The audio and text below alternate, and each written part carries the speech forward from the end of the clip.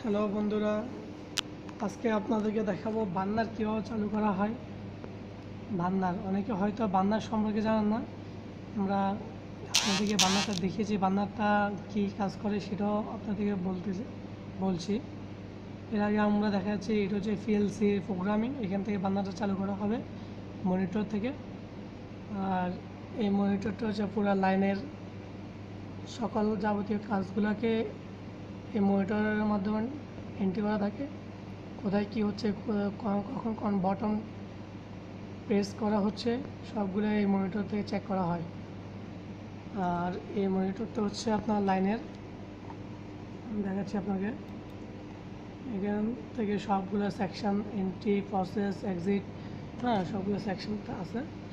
একজন entry process চালু করা হয় এক একটা।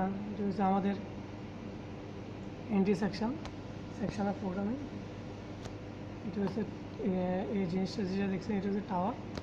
জুম করে দেখাচ্ছি, এটা হচ্ছে টাওয়ার সেটিং। আচ্ছা, যাই হোক, আজকে আমরা আপনাদের আসছি বান্নারটা কীভাবে চালু করে সেটা দেখানোর জন্য। অনেকে হয়তো কালার কোডিংয়ে চাকরি করেন, বা যারা কালার কোডিংয়ে চাকরি করেন তাদের জন্য এই বান্নারটা ইম্পর্টেন্ট। তাদের বান্নারটা জানা অবশ্যই জরুরি। এই সকল ইলেকট্রিশিয়ান, ইঞ্জিনিয়ার সব বান্নার চালু করার প্রয়োজন, কারণ হঠাৎ করে লাইন বান্নার বন্ধ হয়ে যায়। মাঝে মাঝে হয়তো দেখেন এসে কোনো ইঞ্জিনিয়ার নাই, তারপরে ইলেকট্রিশিয়ান চালু করতে হয়, বা যদি চালু না করতে লেট হয় তাহলে আমার ইলেকট্রিক্যাল নামে ডিল উঠলে প্রবলেম হবে।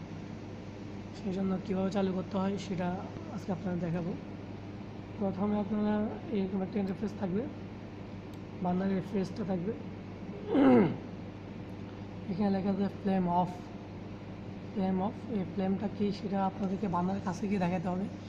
যদি বান্নার চালু করলে এই ফ্লেমটা অন হবে, মানে এখন আমি চালু করবো না, কারণ এখন আমাদের লাইন বন্ধ আছে, চালু করবো না। যদি কীভাবে করে সেটা প্রসেসিংটা দেখা যাবে আপনাদেরকে।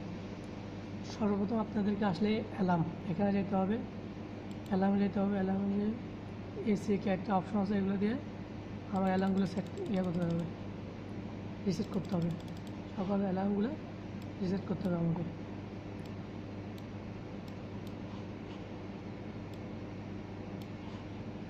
অ্যালার্মগুলো আমাকে রিসেট করতে হবে। এখানে গিয়ে অ্যালার্মগুলো রিসেট করে আবার প্রিভিয়াস পেজ এখানে আসতে হবে। আসে আমাকে বান্নারের